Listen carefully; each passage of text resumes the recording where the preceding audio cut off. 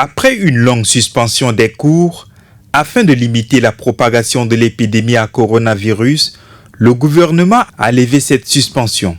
Le 25 juin dernier, avec des conditions très strictes, les cours avaient été repris, mais seulement pour les classes d'examen et leur ayant permis d'affronter les examens. Lundi 3 août 2020, selon les statistiques de la Direction des examens et concours du ministère de l'Éducation nationale et de la promotion civique, 103 337 candidats ont composé le BEF sur toute l'étendue du territoire national. Lundi 17 août 2020, le ministre de l'Éducation nationale et de la promotion civique Aboubakar Siddiq Tchoroma et celui de l'enseignement supérieur, de la recherche et de l'innovation, Dr David Oudengar Ngarimadoun, ont conjointement lancé le baccalauréat session d'août 2020. Ce sont officiellement 87 500 candidats qui ont affronté le bac et actuellement en attente des résultats. Le 1er octobre, les élèves reprendront le chemin de l'école. Par un arrêté, le ministre de l'Éducation nationale et de la promotion civique a fixé le calendrier scolaire au titre de l'année scolaire 2020-2021. Dans cet arrêté, il est précisé que les élèves des classes intermédiaires feront un mois de cours de rattrapage. Il prévoit aussi que tous les élèves doivent également être promis en classe supérieure suivant leur niveau respectif. Le ministère de l'Éducation nationale exige cependant aux chefs d'établissement scolaire et aux enseignants d'organiser des cours de soutien aux élèves ayant des difficultés afin de combler leurs lacunes, et ce, en dehors des heures normales. La rentrée administrative est prévue pour le 15 septembre. Le congé de fin de premier trimestre est programmé entre le 23 décembre 2020 au 4 janvier 2021. Celui du deuxième trimestre, appelé communément congé Pâques, est prévu du 31 mars au 6 avril 2021.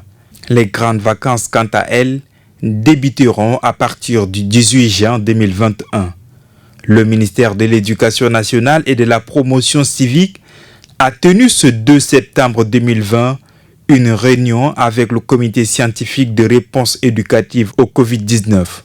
Au cours de cette rencontre, il a été question des modalités pratiques de la rentrée scolaire 2020-2021, prévue bien sûr pour le 1er octobre prochain.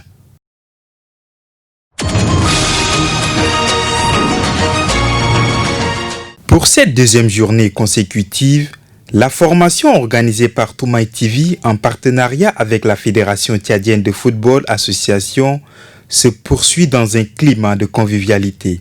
Cette phase de formation a été consacrée d'abord sur un échange d'idées et ensuite sur un renforcement de capacités. Dès l'entame de la séance, le formateur a indiqué dans son discours l'étendue de l'importance des reportages sportifs pour le journaliste, car cela nécessite des capacités intellectuelles et surtout des efforts. Le sport est une discipline qui a son propre langage, selon lui. À chaque contexte, à chaque domaine, il faut avoir des mots appropriés. Dans le sport, nous n'allons pas parler comme on parle en économie ou en droit ou je ne sais pas en géographie. Donc il faut avoir des mots appropriés. Quand un journaliste dit telle équipe a eu raison sur l'autre, ça veut dire que en français littéraire, on dit que l'équipe a gagné. Et le journaliste te dit, sportif, chroniqueur sportif te dit, l'équipe A a eu raison sur l'équipe B. Ça veut dire que l'équipe A a battu l'équipe B.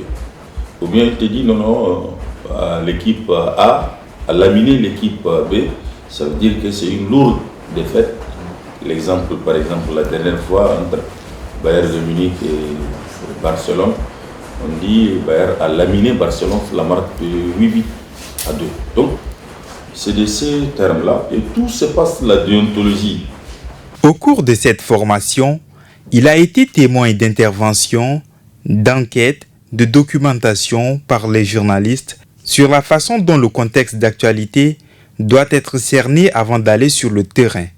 Le formateur a eu à répondre de manière transparente sur toutes les questions qui lui ont été posées. Il est envisagé alors une couverture médiatique de la Ligue U15 afin de mettre en pratique la formation et renforcer les compétences acquises par ces journalistes et chroniqueurs désormais sportifs.